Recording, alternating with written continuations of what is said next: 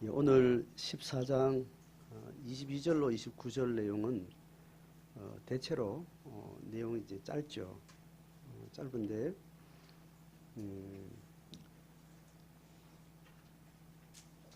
신명기 이 내용 중에 12장부터 새로운 율법의 항목을 가지고 지금 가르치는 내용이라고 지금 그렇게 들어와서 지금 진행 중인데, 여러분 12장 13장은 성전에 대한 이야기입니다. 기억하시죠? 성전에서 제사 드리고 또 음식 잔치를 하는 것, 성전 중심에서 뭘 하는가, 그걸 12장에서 다루고 13장은 성전은 우상 숭배하고 대칭을 이루는데 성전 생활을 왜곡시키고 성전 생활의 정신을 파괴시키는 우상 숭배의 유혹자들 세 그룹을 13장에서 다뤘습니다. 그죠? 신비 능력을 가진 사람들, 그리고 친족, 가족들, 그리고 그 공동체에 영향력 있는 지도력이나 단체의 제도나 어떤 그런 세 가지를 다뤘고, 그리고 나서 이제 14장에 들어온 게 지난주 이야기입니다. 그죠? 14장에 들어오면서 지난주 있었던 두 가지 포인트가 이제 삶의 일상으로 들어오는 이야기예요. 자, 성전 생활까지 이야기하고 성전 생활과 배치되는 우상을 섬기는 여러 계기들을 세 가지를 논하고 난 다음에 이제 14장부터는 이제 실제 생활로 들어오는 거예요. 실제 생활을 다루는 도덕법, 사회법, 이제 이런 것을 이제 다루는 겁니다. 자, 그것이 14장에 이제 들어와서 지난주 했던 내용이 두 축입니다. 하나는 뭔가요? 무슨 문제예요? 죽음의 문제. 그리고 시계 문제. 두 가지를 이야기하는 겁니다. 여러분 지금 이 뒤에 나올 오늘 본문까지 포함해서 뒤에 계속 이어지는 것은 일상의 사회적 규범 안에서 어떻게 생활할 것인가, 물질의 문제를 어떻게 다루고 사회 약자를 어떻게 우리가 섬기고, 그걸 어떤 시간적 주기 속에서 이 가나안 땅에서 하나님의 은총의 혜택을 계속해서 공동체가 잘 누릴 수 있도록 할 것인가 했는데, 일상의 제도 같은 것을 다루는데, 그 강론에 들어온 14장에서 지난주에 다룬 내용은 굉장히 큰 의미를 가지고 있습니다. 봉투기법이라고 제가 말씀드린 걸 이해하시죠? 그죠? 봉투기법은 어떤 양괄식의 구도 안에 어떤 메시지를 넣는 방식이에요. 그래서 그 안에 있는 메시지에 처음에 문을 열고 문을 닫는 어떤 센텐스나 어떤 신학적 메시지나 어떤 의미 있는 문장들을 딱 넣고 그 안에 어떤 말하고자 하는 것을 이렇게 기록하는 방식이에요. 그런 것 중에 지난주 있었던 어떤 구조를 잘 이해하고 오늘 내용하고 또 다음 주에 갈 내용하고 계속 이어지는 어떤 큰 그림을 우리가 연상을 하셔야 됩니다. 지난주에 죽음의 문제는 우리의 세계관 중에 가장 크고 거대한 이야기예요. 맞죠? 죽으면 사생관 하면 우리의 가치관의 모든 체계 중에 가장 큰 그림을 이야기를 합니다. 그리고 사생관, 죽음에 대한 가치, 죽음에 대한 관점, 죽음에 대한 신앙의 어떤 분명한 가치 정리는 신앙의 본질을 꿰뚫어 보는 가장 큰 그림이 되는 겁니다. 거기에 비해서 뒷부분에 왔던 시기라는 것은 우리가 살아가는 삶 중에 가장 의미 있는 덩치의 범주가 큰 것과 작은 것을 이렇게 여러 가지 구분할 때 가장 작은 디테일을 다 가지고 온 거예요.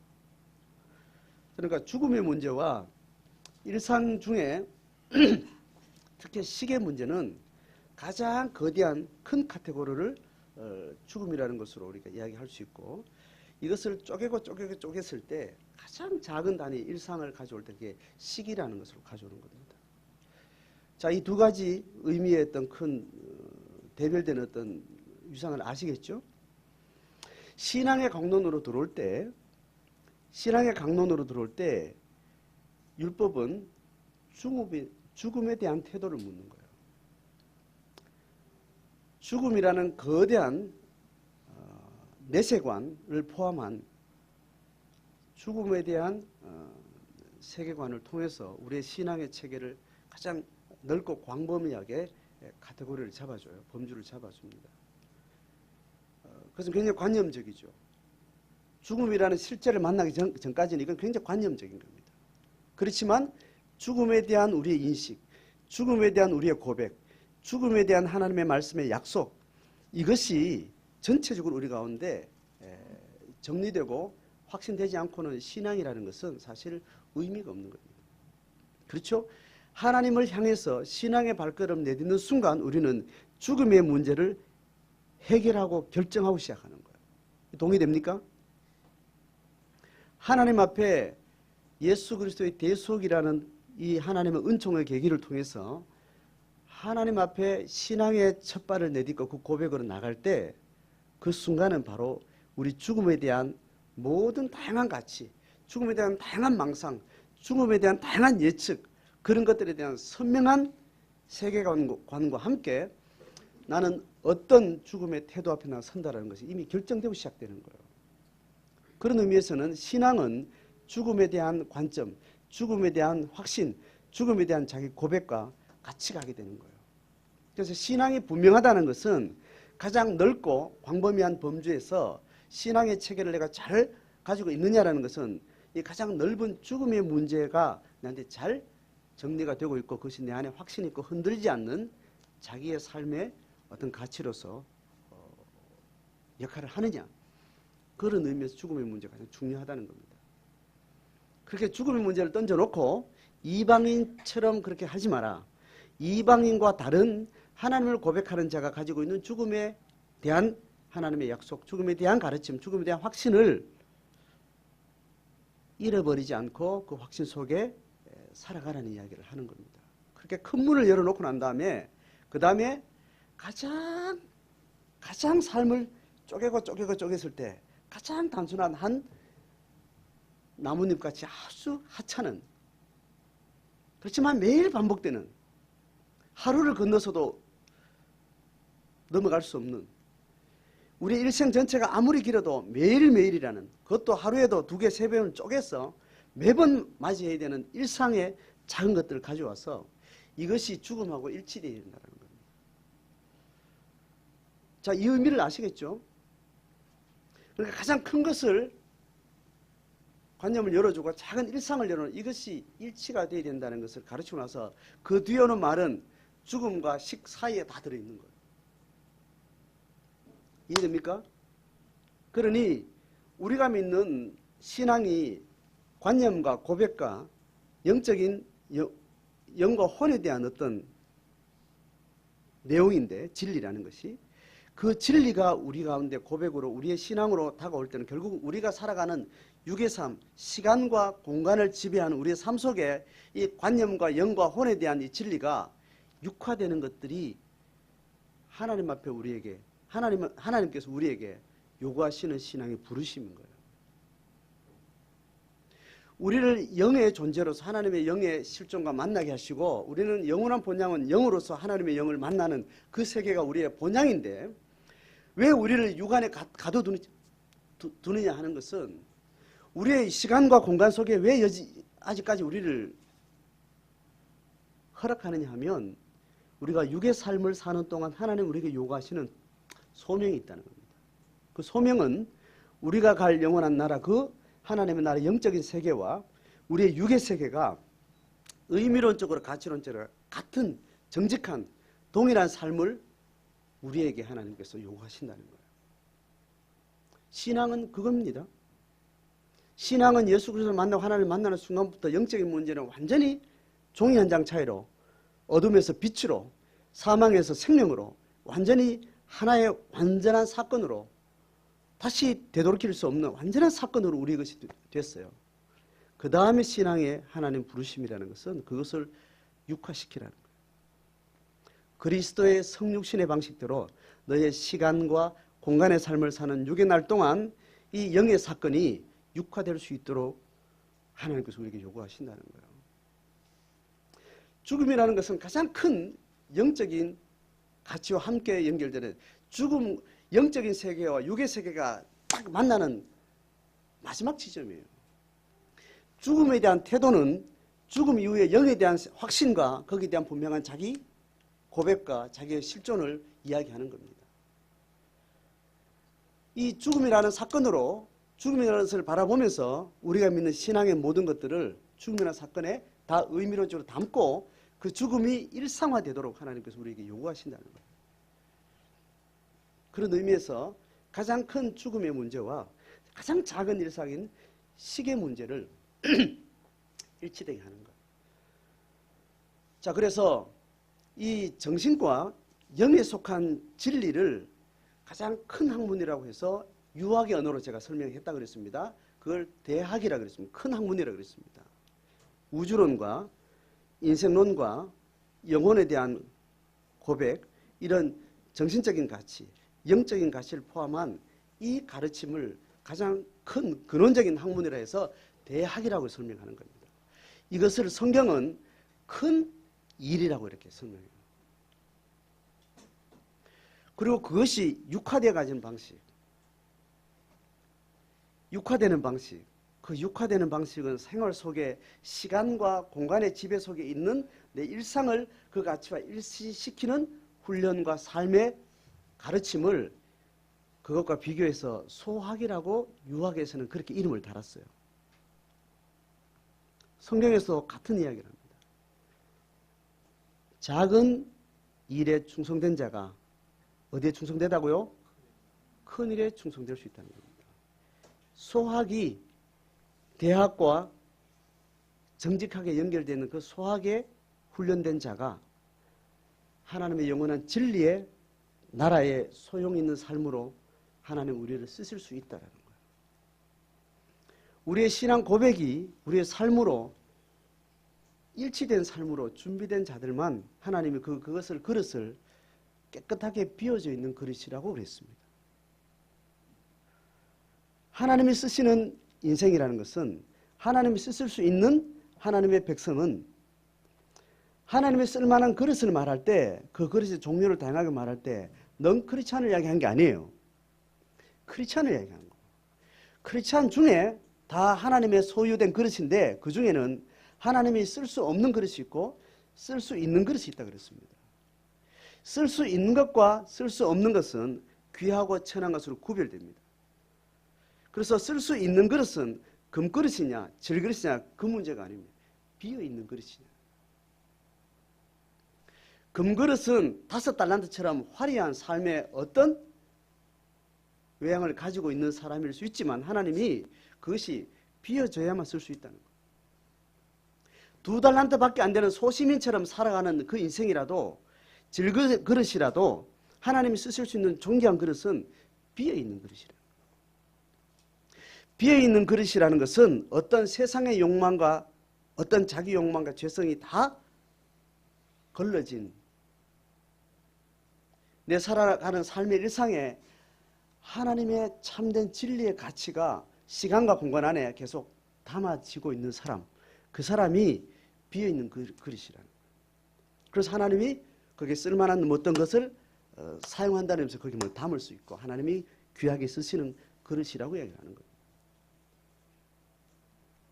그러니 이미 죽음에 대해서 명료하게 말하고 있는 이 신앙 고백과 하나님 나라에 대한 가르침을 내가 믿음으로 받고 그 고백 안에 들어왔다면 우리가 남은 과제는 뭐예요?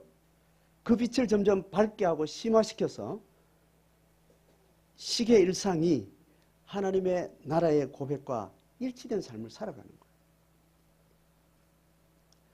모든 신앙의 가르침은 그 사이에 들어있는 거예요. 이해되죠? 오늘 주제가 뭡니까? 11조예요. 11조는 어느 날 갑자기 믿는 사람에게 11조라는 어떤 과정에서 이걸 딱 실행하는 이 문제만이 아니라는 겁니다. 이 11조는 뭐와 뭐 사이에 있는 거예요? 죽음에 대한 분명한 자기 고백, 그 가치와 그 가치에 맞는 일상의 식으로 계속 반복되는 일상이 같아지는 선상 안에서 이 11조 의미가 놓여져야 된다는 겁니다. 11조 자체로 보면 이렇게 해라 저렇게 해라 이런 원리 저런 원리를 설명하지만 이것은 이 큰 대학과 소학 안에 있는 한 부분으로서 전체와 연결되어 있다는 거예요. 11조를 드리는 사람은 제대로 드리는 사람은 소학의 작은 일에 충성된 자로 부름받은 자들이 하는 어떤 삶의 영역이에요. 시계 문제에서 하나님 나라의 가치대로 정직하게 싸우지 못하는 사람은 10의 1조를 드리는 이 삶이라는 것은 꽃비 풀린 망아지예요. 그게 자기 탐욕으로 쓰여집니다. 정직하지 않으면. 모든 문제가 그런 거예요. 종교적인 계율을 가지고 가르치는 이 안에 많은 항목들이 앞으로 나열될 텐데 그 나열들을 하는 모든 적용들이 이 대학과 소학의 가장 밑바닥에 있는 일상이 하나의 원리 속에 같이 주목되지 않는 상태에서는 이 모든 것들은 자기 탐욕으로 사단이 쓰는 사단의 종로로 다는 어떤 계기로서 그렇게 쓰여질 뿐입니다. 하나님 어디 한낱이라도 쓸 수가 없다는 거예요. 자, 그런 관점에서 지난주의 맥락 속에 큰 그림을 우리가 전체를 두고 11조에 대한 이해를 배우고 실천하는 것이 필요합니다. 자, 본문으로 이제 들어갈게요. 자, 14장 요거 세 단락으로 나눠지는데 22절, 23절 같이 읽어봅니다. 시작.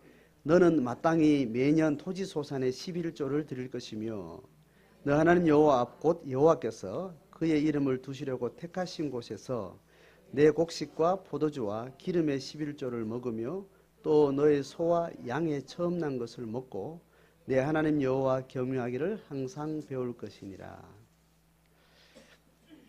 11조를 가르치는 본문을 실제로 다루면서 여기는 학자들이 다양한 방식으로 11조가 구체화되는 상황들을 설정하고 그림을 그려가면서 11조를 한 번 더 드렸다. 두 번 드릴 게 있구나. 혹은 그 문맥의 해석에 따라서 세 번도 드린구나. 뭐 다양하게 이렇게 설명할 수밖에 없는 여러 본문들이 있어요. 그런 본문들이 있는데 오늘 제가 나름대로 정리한 방식대로 오늘 내용을 설명하자면 이런 겁니다. 오늘 이 23절 내용을 보면 11조를 드릴 것이며 하고 이렇게 22절이 11조를 드릴 것이며 라는 것이 매년 토지소산 11조 드린다는 것은 이제 이해가 되죠. 드리는데 23절이 뭘 이야기하고 있는가 하면 그의 이름을 두시려고 택하신 곳, 이거 어디예요? 성전이죠. 성전에서 곡식, 포도주, 기름의 11조. 그러니까 농산물 파송해서 거둬들이는 이 시스템으로 사계절을 거쳐서 얻는 수확, 여기에 대한 10분의 1을 이야기하는 거예요. 그것을 어디서 먹으라는 거예요? 성전에 가서 먹으라는 겁니다. 그리고 또 그 다음에 뭐요? 소와 양의 처음 난 것. 축산물에 대해서는 그 해에 축산물의 소득이라는 것은 1년을 딱 쪼개서 말할 때 10분의 1을 드리는 게 애매하죠. 그죠? 소 한 마리 청아지 낳았다. 이걸 10동가리 쪼개가지고 바치면 이거는 100만 원짜리가 뭐 50만 원도 안 되잖아요. 살아있는 가격하고 그걸 죽여서 할 수 없는 건데 축산물은 살아있는 생명은 몇 마리를 낳든지 간에 한 소가 낳는 첫 번째 것을 하나님 앞에 드리는 것으로 그렇게 규정을 한 겁니다. 많이 낳아봐야 10마리 놓겠죠. 그죠? 아니다.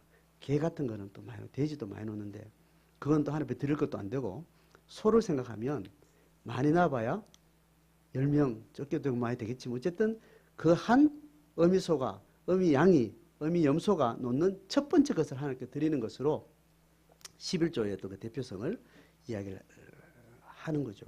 문제는 위에 있는 매년 토지소산의 11조를 드릴 것이며라고만 이 드리는 것이 지금 23절에 말하는 성전에 가서 곡물과 포도주와 기름을 먹고 또 처음 난 새끼를 바쳐서 먹고 하는 게 이게 똑같은 걸 말하는 게 다른 걸 말하는지 해석에 따라 다른 거예요. 이해되죠? 그러니까 11조를 성전에 가서 다 어떤 축제 잔치로 다 먹어치우는 게 그게 아니잖아요, 사실은. 그죠? 11조 원래 대부분의 목적은 뭐예요? 레위인들의 소유로 주는 겁니다. 이제 그렇게 봤을 때 아마 23절 이야기는 11조를 기본적으로 레위인들에게 전적으로 소유의 어떤 이제 사물로 이제 드리는 거죠. 그렇게 레위인들이 이제 쓰는 일단 일상의 이제 식량이 되는 거죠. 그런데 그것을 드리면서 일부를 성전에 가서 11조를 드리는 방법. 이건 이제 앞뒤 문맥에 보면 거제라고 있어요. 거제. 번제는 다 태우는 거잖아요. 그죠? 11조를 드리는 어떤 문맥 중에는 거제라고 이야기를 해요. 거제는 뭐냐? 들것자예요. 들것자. 들어가지고 하나님께 들고 이렇게 하나님께 바친다라고 하는 겁니다. 뭐 하려고? 불에 안 태우고 이렇게 들었다가 나중에 어디 쓰려고? 먹으려고. 번제는 다 태워서 이렇게 다 드리는 겁니다. 거제는 또 요제라는 거, 요제는 또 들었다가 이렇게 막 흔들어요. 요제는 뭐 들었다 놨다 이렇게 뭐 이렇게 흔든다는 의미의 요자인데, 그렇게 하는 방식으로 드린다고 이렇게 설명들이 곳곳에 되어 있습니다. 그러니까 11조의 어떤 일부분을 가지고 성전에 가서 그걸 가지고 거제의 예배를 드리는 것 같아요. 드리고 난 다음에 여기서는 제사하는 방식보다는 그것을 셀레브레이션하고 같이 먹고 즐기는 데 포인트를 두고 있는 것 같아요. 자, 그러니까 각 지파의 각 가정마다 11조를 모아서 드릴 때는 다 어떻게 모아가지고 레위인들의 성읍으로 다 갖다 주지 않겠어요, 그죠? 양이 꽤 많을 거 아니에요, 그죠? 한 지파가 다 먹을 양식이니까, 1년 동안 먹는 양식이니까. 그러니까 그렇게 가져갈 것이고, 그 중에 한 일부를 떼서 성전에 가서 거제로 하나님 앞에 제사의 어떤 과정을 거치고 거기서 그 가족들과 함께 잔치를 하는 겁니다. 이거는 12장에서 말했던 일반 제사 때도 이렇게 한다 그랬죠.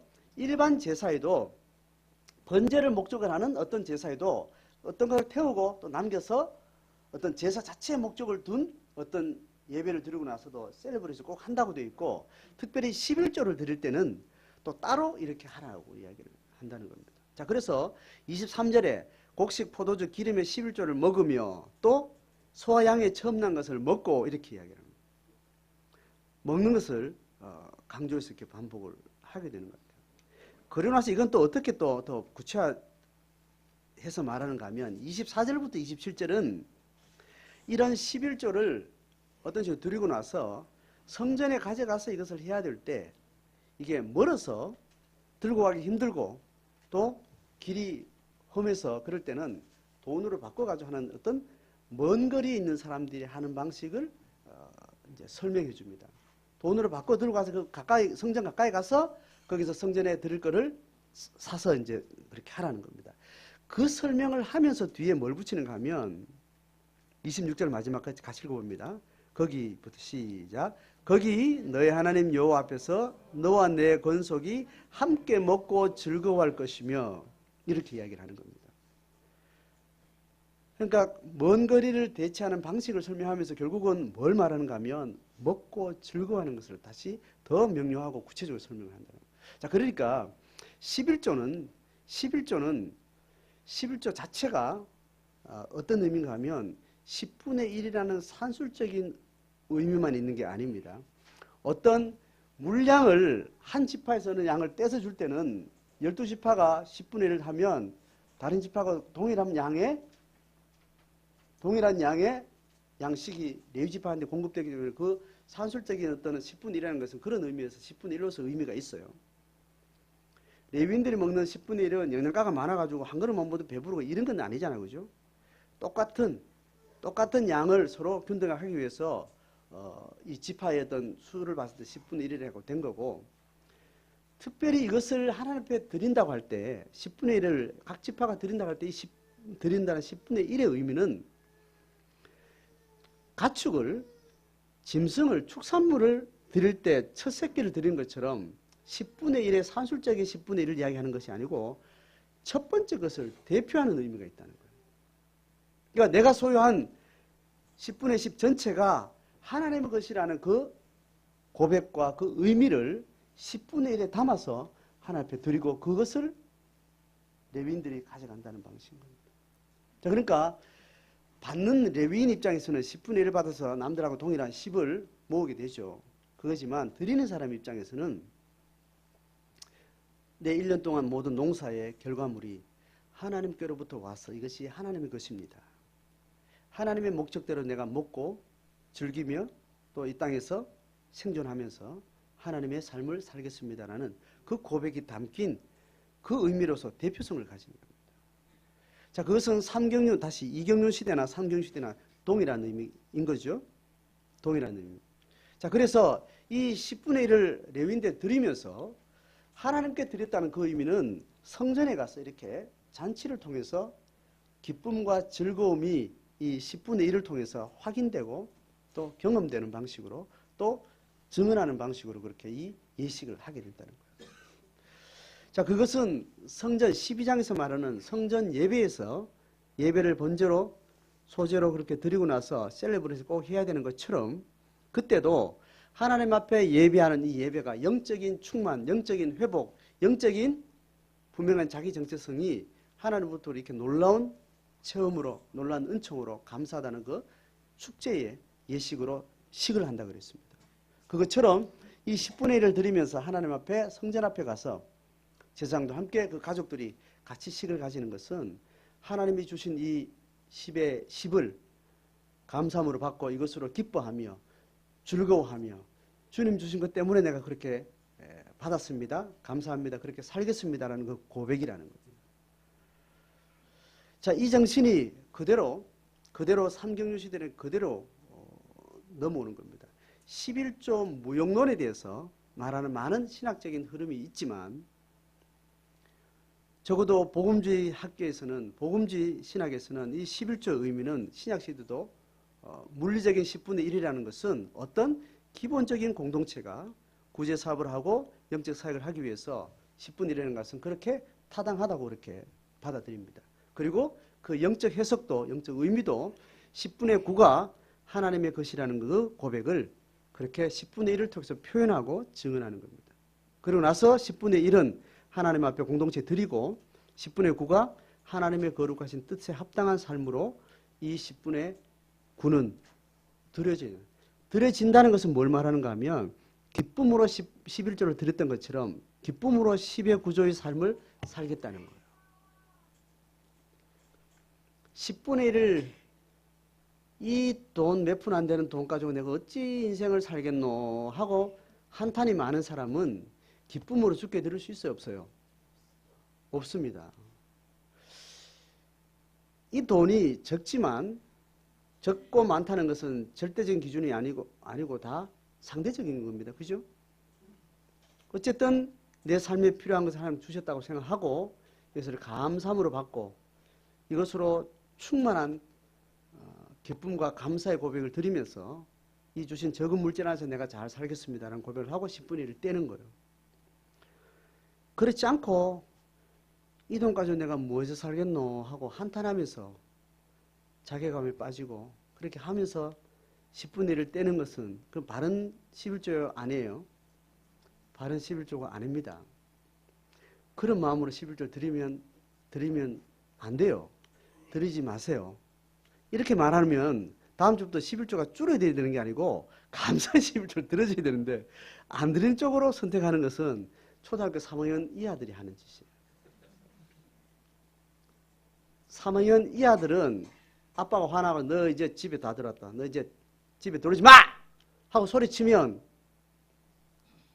3학년 이하 때는 진짜 들어가면 안 되는 줄 알고 바깥에 가지고 날이 전분에도 집에 안 들어가고 있어요. 초등학교 3학년 멘탈은 그래요.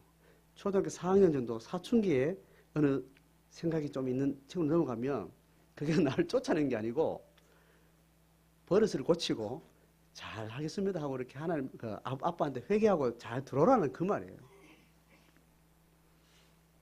제가 어릴 때 아버지가 매를 때리고 나가 이 자식아 이렇게 하고 있으면 나가가지고 있을 때가 교회 옆에 사택이 있었으니까 사택 가지고 이렇게 쪼그리고 앉아 있으면 아버지가 찾아와요. 나가라 할 때 썩내가 쫓아내놓고 여기 앉아 있다고 막 화를 내는 겁니다. 그게 이상한 그 기억이 아직까지 나요. 예배당 그렇게 들어가면 현관 그 화장실 가면 그 까는 걸 뭐라 그러죠? 화장실에 붙이는 걸 뭐라 그러죠? 타일이 그때 있었는데, 내 지금 서운한데, 그때 시골 교회에 타일 깔았더니 굉장히 고급 자재를 썼는데, 거기 하여튼 구석에 앉아 있었는데, 아버지가 와가지고, 여기 앉아 있다고 화를 내면서 안 들어가냐고 화를 내시더라고. 약간 헷갈린 적이 돼요. 그다음부터는, 쫓아낼 때는, 잠시가 눈물 닦고, 좀 놀다가 기분 전환해서 빨리 집에 들어오기를 바라는 아빠 마음을 이해하고, 그다음부터는 그렇게 했어요. 그래서 매를 맞는 거는 무섭지, 쫓아 보내는 것은 그렇게 무섭지 않더라고요. 11조를 그렇게 하면 안 됩니다. 자, 이해됐죠? 그래서 그렇게 하는 11조를 하나님이 안 받으세요. 하나님이 안 받으면 목사라도 받고 회계부에서라도 받으니까 하여튼 하지 말라니까 안 하면 되는 게 아니고 근데 마음을 고쳐 먹어야 되는 거예요. 그래서 11조를 드렸거든. 그 11조의 완성은 어디에서 끝이 나요? 10의 구조를 다 쓰는 월말까지 11조의 삶은 계속 이어지는 거예요. 월급 받을 날이 일주일만 남으면 다 주머니가 어때요? 주머니가 달달달달 떨잖아요. 월급 생각하는 분들 일주일 남겨놓으면 이제 주머니 돈이 까딱까딱 하지요. 그럴 때마다 겨우겨우 버티고 또 월급 받고 이렇게 다들 힘겹게 사는데 살아가면서 근원적으로 이따가 받아 이런 돈으로 내가 뭐하고 살겠나라고 비관적인 마음이 생기거나 원망이 생기거나 어떤 그런 마음이라는 것은 11조는 드렸던 마음하고 다른 거짓된 마음. 그렇죠? 하나님이 10의 1조는 받았는데 하나님 접수하는 것은 언제까지 보류하고 있어요? 10의 9조를 다 쓸 때까지 11조 드렸던 마음으로 사는지 하나님이 봐서 11조를 연락하시고 안 하시고 하는 거예요.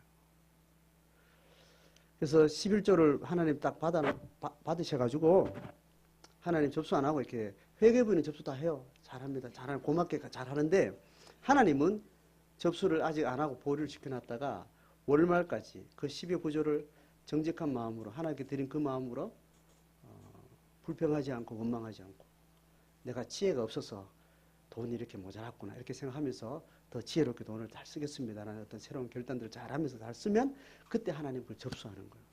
접수하면 그 11조는 어떻게 해서 하나님의 나라에 보관되는가 하면 그게 보석이 되어서 하나님의 창고에 딱 보관이 돼요. 그 다음 달은 또 11조 드리겠어요? 안 드리겠어요?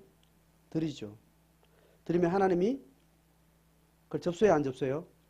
당장 접수안을 보류하고 있다가 12구조를 다 쓰는지 하나님 또 지켜보시는 거예요. 지켜보고 월말이 다 돼가니까 짜증이 나고 화가 나가지고 누구 핑계대고 불만하고 이렇게 하면 하나님 그걸 접수해야 하네요? 예? 접수는 하는데 뭐로 접수시키는가 하면 다른 창고예요. 흙이나 나무나 풀이나 이런 것들로 바꿔서 이렇게 보관하는 거예요. 그러니까 한 사람이 드린 11조가 평생 쌓였지 않겠어요? 그죠? 쌓이면 하나는 보석 창고로 이렇게 쌓인 것들이 있고 또 한쪽에는 불에 타는 그죠? 나무나 풀이나 뭐 돌이나 흙이나 이런 걸로 보관된 창고에 있어서 하나님 앞에 가서 이제 우리 하나님 심판대에 가면 하나님이 어떻게 처리하고 우리를 이렇게 만나주는 거예요. 이제 결산을 하는데 결산하기 전에 뭘 해요? 하나님이 화염 방사기를 가져와가지고 다 두 창고를 불 싸지르는 겁니다. 싸지르면 나무로 된 거, 풀로 된 거, 흙으로도 다 그냥 쓰레기가 되는 거죠. 남는 거는 뭐요? 보석만 이렇게 남았습니다. 이 가지고 이제 결판하는 겁니다. 하나님이 야, 네가 11조에 있어서는 네가 어떻게 사는지 한번 보자 이렇게 하면 하나님 나는 적어도 40년 동안 11조를 한 번도 안 받으려고 잘했습니다. 내 장부가 가져오는데 하나님 장부 접수가 그렇게 안 된 겁니다. 이게 한 10년치밖에 안 된다. 왜 그러냐? 하나님이 그렇게 이제 결산을 다르게 하시는 거예요.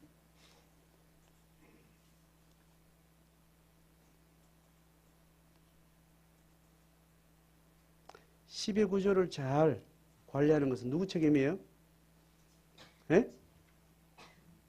11조 드린 사람의 책임이에요? 그건 공동체 책임이에요. 공동체 책임. 공동체는 그 돈을 회계장부로 접수를 하고 난 다음에 공동체는 뭐를 관리해 줘야 되는가 하면 이 돈 감사함으로 하나님 주신 기쁨으로 물질이 적으나 많으나 그런 마음으로 드렸는지를 확인해 줘야 되고 그 다음에 공동체는 뭘 확인해 줘야 돼요? 10의 구조를 살아가는 월말까지 이 돈 가지고 어떻게 살아가는지 공동체가 잘 확인해 주셔야 돼요. 공동체가 그걸 보고 그렇게 못하고 있으면 다시 이야기해 주는 겁니다. 11조를 드리기 전에 다시 점검하고 왜 그 고백대로 들어갔는데 삶은 삶대로 문제가 있는지 다시 돌아보게 하고 그렇지 않을 때는 하늘나라에 하나님의 보화가 잘못 쌓인다. 그러니까 11조를 좀 보류해야 되겠다. 11조를 안 하는 방식으로 고민을 해야 될 때가 있는가 하면 11조 드리는 마음을 잘 회복하는 걸로 해야 될 때가 있습니다. 그렇겠죠, 그죠? 마음이 잘 돌아올 정도로 근본적으로 동기 자체가 정당한 시작이 안 된 사람은 그걸 안 하게 만들어요. 그리고 드린 동기가 분명하게 자기는 정직한데 육신이 약해서 또 마음에 상처가 있고 어둠의 권세가 워낙 강해서 그게 잘 안 되는 부분은 자꾸 회복할 수 있도록 도와주세요. 어느 하나라도 그 사람의 영적인 상태나 상황에 맞게 우리가 잘 도와줘야 되는 거죠. 자기 자신도 그렇게 보셔야 되는 거예요. 연말이 될 때마다 내년에 내 교회 사역 이제 그만 좀 해야 되겠다. 리더하다가 내가 좀 때려쳐야 되겠다. 뭐 이렇게 할 때 진짜로 시간 공간 안에서 물리적으로 일을 줄여야 되는 사람이 있는가 하면 그대로 가되 마음을 새롭게 해야 될 사람이 있고 다양한 스펙트럼이 있는 거죠. 그죠? 아주 책임 있게 보셔야 됩니다. 무책임하게 하는 걸 어쨌든 안 하려고 엉덩이 빼는 이 자세는 굉장히 나쁩니다. 유아적인 태도예요. 더 근신하고 더 기도하고 더 훈련해서 더 고난의 걸음으로 들어가야 될 수에 있는지 아니면 실제적으로 내가 삶의 짐들을 조금 물려야 될지 너무 과도한 짐을 지고 이 과도한 짐 지기에는 영적으로 아직 내가 더 과정에 이르지 못했다면 과도한 짐을 물려야 될 사람이 있습니다.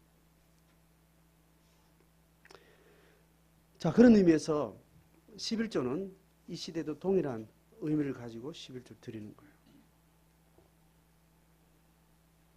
교회는 한국교회 전통은 11조를 아주 야비한 방식으로 아주 거짓된 방식으로 10의 1조를 강조를 잘못하고 그리고 10의 구조에 대해서 직무유기하는 그 현상이 한국교회 전체에 편만해 있습니다.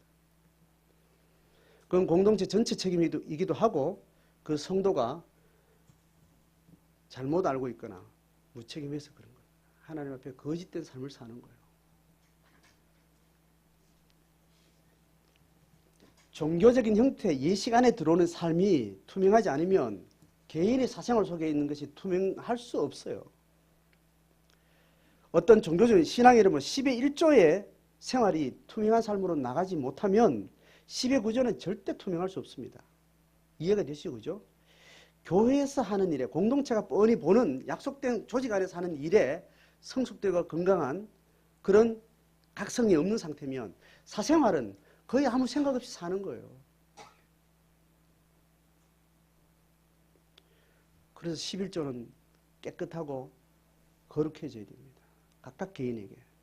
그렇게 돼야 10의 구조가 거룩하고 투명하고 깨끗할 수가 있어요. 11조가 명확한 분별이 일어나지 않고 명확한 말씀의 조명을 받지 않고 그렇게 하고 있다면 10의 구조는 벌써 다 사단이 다 가져 쓰는 겁니다. 온갖 탐심과 원망과 불평과 죄가 계속 생산되는 방식으로 10의 구조는 그렇게 들락날락하는, 들어가도 나와도 그 돈이 움직이는 만큼 죄가 계속해서 산출되는 거죠.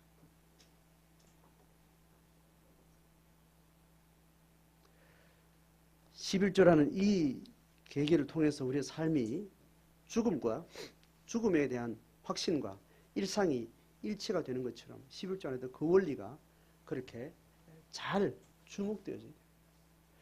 그래서 11조를 드릴 때 해마다 성전에 가서 기뻐하는 잔치를, 셀러브레이션을 하라는 거예요.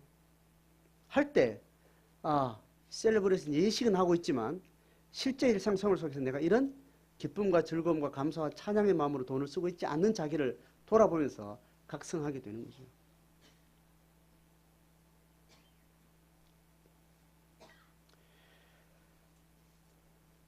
먹는 이야기로 다시 돌아가면 교회가 공동체가 모여서 하는 시계 예식, 시계 일상은 우리가 일주일에 한 번 공식적으로 합니다. 그리고 가정 안에서 가정의 가족들이 하나의 제자된 마음으로 공동체적 약속에 따라서 이런 식을 우리가 하자. 아침을 그렇게 하자. 점심을 이렇게 하자. 혹은 일주일에 한 번 토요일 저녁을 그렇게 하자. 어떤 방식으로든 이 신앙의 방식대로 하나의 예식화된 일상의 식사를 어떻게 규범을 만들어 갔을 때 그 식이 거룩하고 정결한 훈련이 되지 않으면 혼자 밥 먹고 돌아다니면서 뭐 사 먹고 뭐 할 때 거룩한 일상이 될 수 없는 거예요.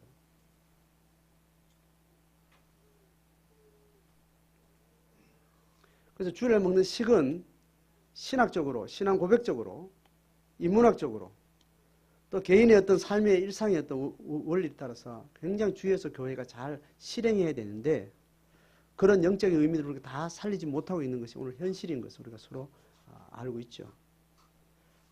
앞으로 우리가 심화시켜 나가야 될 것이고 거기에 대한 분명한 정리된 말씀의 가르침이나 우리의 태도나 이런 것들이 교회에서 함께하는 예식화된 일상의 식사, 성찬 말고 성찬은 일상으로 가져올 수 있는 어떤 문화가 아니고 예식을 목적으로 한 성찬이에요. 그런데 일상으로 갈 수 있는 식사는 교회에서 실제로 배가 고파서 한 끼가 해결되는 방식의 식탁이 일상의 식탁으로서 그것도 예식을 가지게 되는 거죠. 자, 그런 의미에서 11조나 같은 원리입니다. 공동체가 하나님 앞에 제자의 길을 걸어가고 하나님 나라의 삶을 일상화시키기 위해서 예식의 구조로 훈련하는 과정 안에 우리가 잘 그 과정을 잘 기억하고 잘 돌아보고 잘 점검하고 정직하게 한 사람 한서 쌓여질 때 그게 공동체의 영적인 힘이 되는 거죠. 자, 그렇게 해서 11조를 드리는 어떤 사건 속에 어떤 공동체가 성전에서 함께 먹고 마시며 즐거워하는 어떤 기본적인 것들을 가르치고 있습니다. 자, 그렇게 하고 나서 28절 구절 마지막 단락에는 뭔 이야기를 하는가 하면 여러분 이 이야기는 잘 못 들어서요. 한국 교회는 11조 자체에 그냥 11조 내는 것 자체만 그냥 아주 미련하게 거기만 집중한 겁니다. 오늘 이 내용을 들어보면 28절 구절에 어떤 이야기인가 하면 매 3년 끝에 이렇게 하면 매 3년 끝이라는 말은 어떤 의미일까요? 3년 끝이라면 3년 연말이겠죠. 연말에 11조 정산을 하니까 그것이 매해 말고 3년 만에 한 번씩은 이렇게 이야기하는 겁니다. 그 3년 만에 한 번씩은 안식년을 기준으로 안식년을 빼면 농사 짓는 해는 몇 해예요? 6년이 되죠. 6년이면 매 3년마다 그렇게 간다. 3년째, 6년째 그리고 안식년 지나고 다시 1년, 2년, 3년째 또 6년째 이렇게 넘어가는 그 회기를 이야기하는 겁니다. 그의 소산의 10분의 1을 다 내어서 이번에 어디요? 너의 성읍에 저축하여. 이거는 늘 드리던 11조를 레위인들에게 드리지 않고 이번에 자기 사는 성읍에 둔다는 그런 말로 이해가 되죠. 예? 이거는 레위인들 드리는 거 말고 따로 구제를 위해서 매 3년마다 11조를 한 번 더 한다는 이야기예요. 이해되죠? 11조는 레위인들을 위해서 드리고 3년에 한 번씩은 11조 한 번 더 낸다는 거예요. 더 내서 각 성에 거류하는 객이나 고아와 과부들, 사회적 약자들한테 배불리 먹이고 그렇게 돕는 일들을 위해서 한다는 겁니다.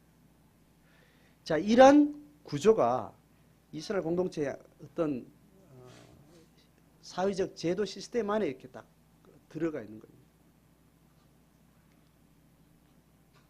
자, 그 이야기는 이제 28절 구절은 사회적 약자에 대한 이야기를 이제 15장부터 또 긴 이야기를 해요.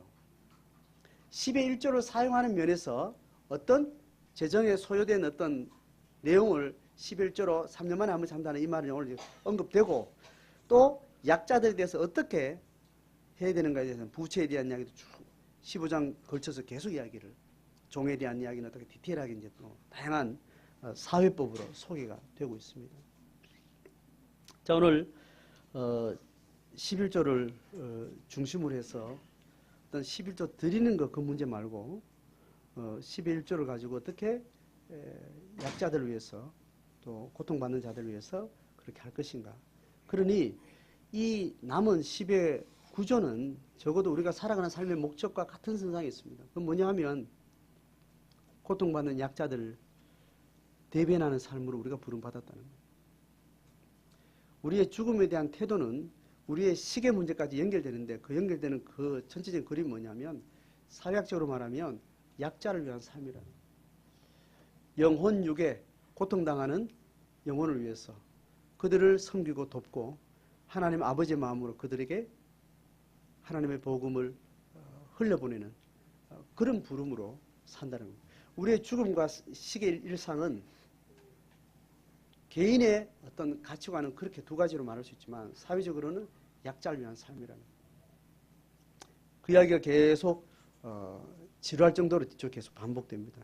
그래서 우리가 어떻게 적용하는가, 이제 그런 이야기는 우리가 또 우리의 삶의 일상에서 제자의 삶과 하나님 나라의 삶을 우리가 고민하고 실천하면서 그것은 이제 굳혀야 될 겁니다. 한국 교회는 왜 약자를 위한 제자, 약자를 위한 공동체, 이 땅에 고통받는 영혼들을 향해서 살아온 이 역사가 없을까? 교회는 10의 1조에 탐하고 있었어요. 10의 1조에 대한 탐심만 가지고 한국교회는 적어도 100년 이상을 대체로 살아왔습니다. 10의 구조가 어떻게 하나님의 뜻에 부합하게 살아가는가에 대한 목숨 걸지 않는 거예요. 그러니까 하나님 나라 복음의 근원적인 진리편에서 우리는 굉장히 왜곡된 삶, 거짓된 신앙을 우리가 몸에 지금 익혀 살아온 거예요. 이 물꼬를 바꾸셔야 돼요. 각성된 한 세대가, 각성된 한 공동체가 이 큰 거짓의 흐름을 역행하면서 복음의 진리대로 자기 삶을 던지는 삶을 통해서 그 흐름은 아주 미미하고 아주 또랑의 물처럼 보이지도 않을 정도로 실개천처럼 약할지라도 그렇게 하나님의 복음에 정직하게 살아가는 제자들과 그런 공동체의 역사를 통해서 하나님은 또 복음의 일들을 하나님께서 쓰신다고 했습니다. 한국교회가 다 그런데 뭐, 서구교회가 다 그런데 뭐, 이 시대 기독교가 다 그런데 뭐, 그걸 핑계할 수 없습니다. 어디서? 죽음을 넘어서 심판대 섰을 때 하나님 우리를 다 개인에게 따져 묻는다 그랬습니다. 너는 왜 좁은 길을 걷지 않았느냐를 묻는다 그랬습니다. 우리는 다수의 길을 계속 의심을 해야죠. 다수의 길을 계속 공동체적 개인적 회심의 싸움들을 하셔야 됩니다. 그런 삶으로 여러분 주어진 내 믿음의 삶, 또 우리 신앙을 물려받은 우리 자녀들 삶에 그렇게 복음이 구체화되고 죽음의 문제가 일상이 되고 신앙 고백이 하루하루 삶 속에 축적되어가는 하늘의 보화를 쌓는 삶으로 그렇게 우리의 삶이 주님 앞에 드려지기를 주의 이름으로 축복합니다.